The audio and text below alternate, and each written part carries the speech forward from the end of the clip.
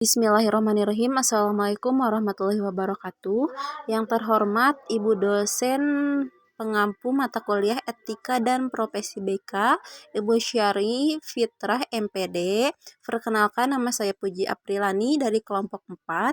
Ingin sedikit menjelaskan mengenai kode etik profesi konseling serta permasalahan dalam penerapannya. Untuk pembahasannya sendiri, yang pertama ada kode etik profesi konselor, yang kedua ada permasalahan dalam penerapan kode etik profesi bimbingan dan konseling. Baik, yang pertama ada kode etik profesi konselor. Konseling merupakan proses pelayanan bantuan yang pelaksanaannya didasarkan atas keahlian.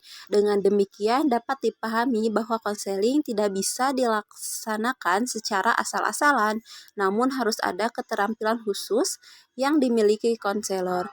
Keterampilan tersebut tidak terbatas hanya pada kompetensi profesional, dalam artian bagaimana konselor mampu memahami teoritis pelayanan konseling dan menerapkannya. Namun lebih luas, seorang konselor harus memenuhi dirinya dengan kompetensi pribadi, sosial, dan pedagogiknya.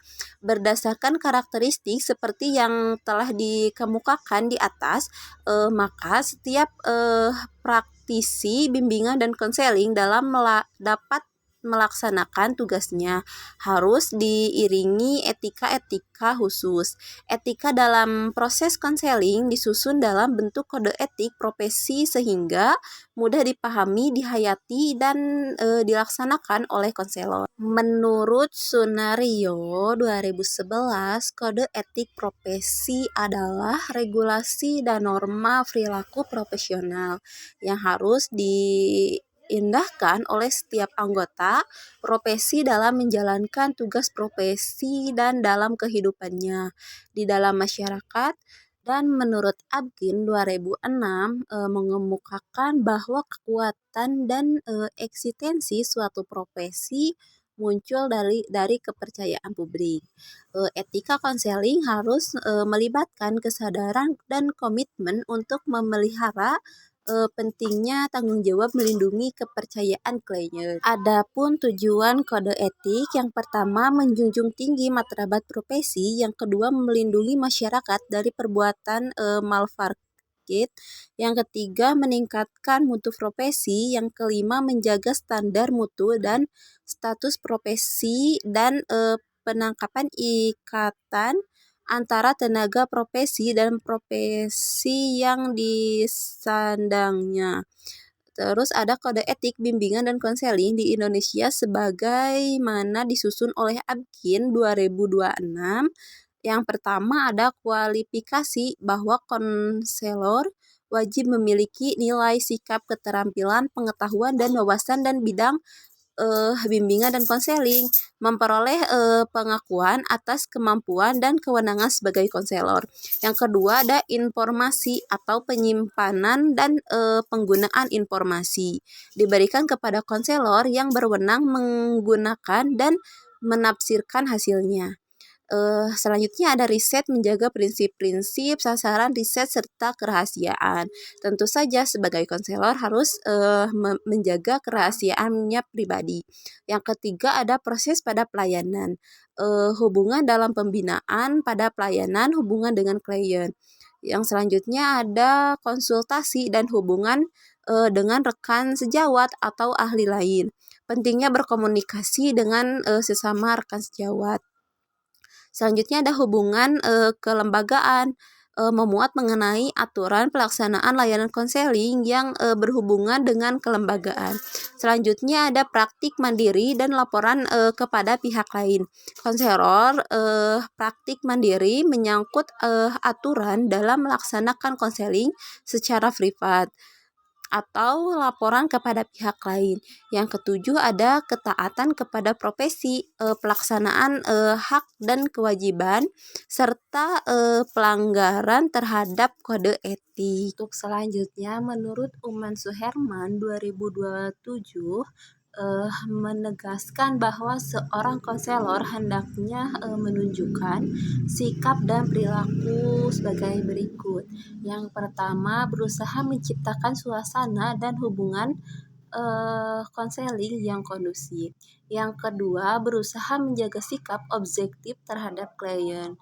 Yang ketiga, mengeksplorasikan faktor penyebab masalah-masalah psikologis baik masa lalu maupun masa kini.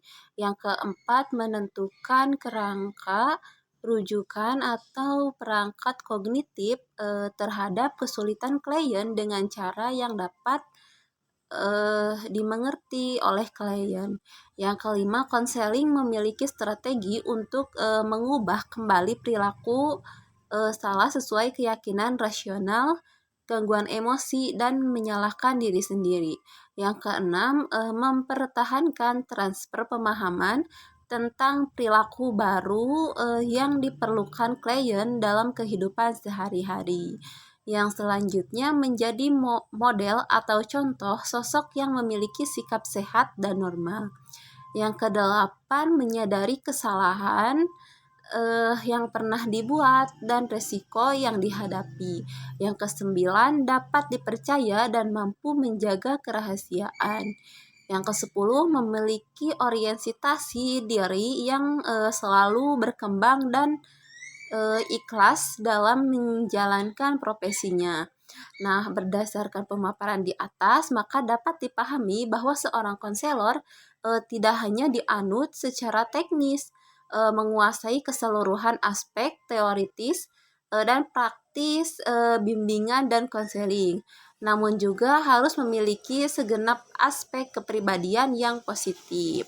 Nah, setiap pelanggaran terhadap kode etik dapat menyebabkan kerugian bagi diri konselor sendiri maupun pihak yang dilayaninya.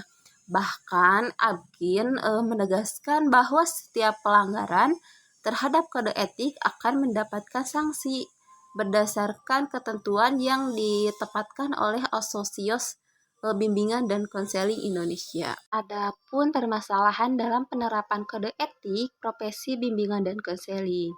Nah, kode etik profesi bimbingan dan konseling seperti yang telah dipaparkan di atas belum sepenuhnya terimplementasikan secara baik. Masih banyak terjadi kekeliruan dalam pelaksanaan pelayanan bimbingan dan konseling yang justru didukung oleh guru BK atau konselor sekolah itu sendiri.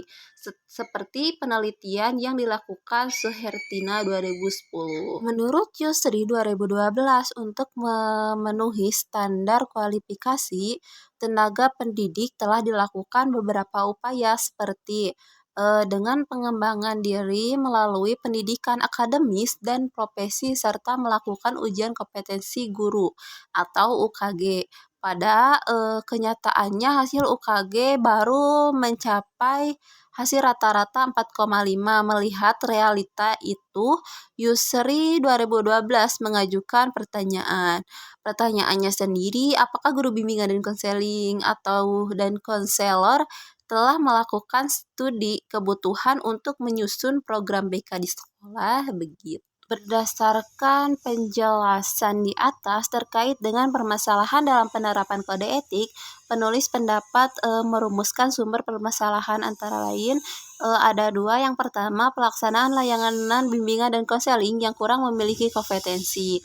Yang kedua, ada pihak di luar bimbingan dan konseling merupakan bagian dari sistem pendidikan itu sendiri, sehingga bagaimana dukungan dari sistem akan memberikan warna positif pada terlaksananya pelayanan konseling. Nah, untuk selanjutnya ada ciri-ciri kepribadian yang seyogyanya harus dimiliki oleh konselor. Menurut Sukarni antara lain beriman dan bertakwa kepada Tuhan Yang Maha Esa, berpandangan positif dan dinamis tentang manusia sebagai makhluk spiritual, bernormal, individual, dan sosial.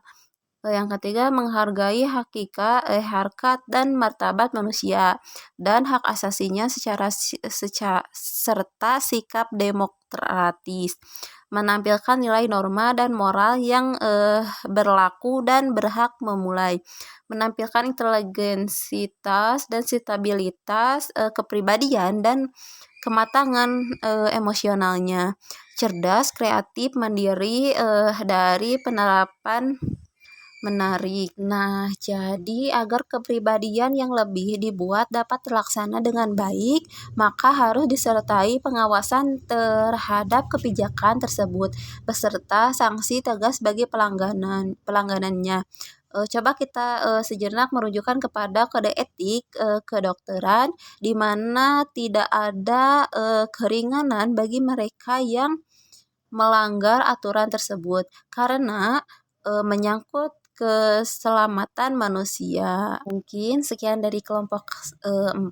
Mohon maaf bila ada kesalahan atau ada salah penjelasan. Eh, Mari kita diskusi di Google Classroom. Sekian, wassalamualaikum warahmatullahi wabarakatuh.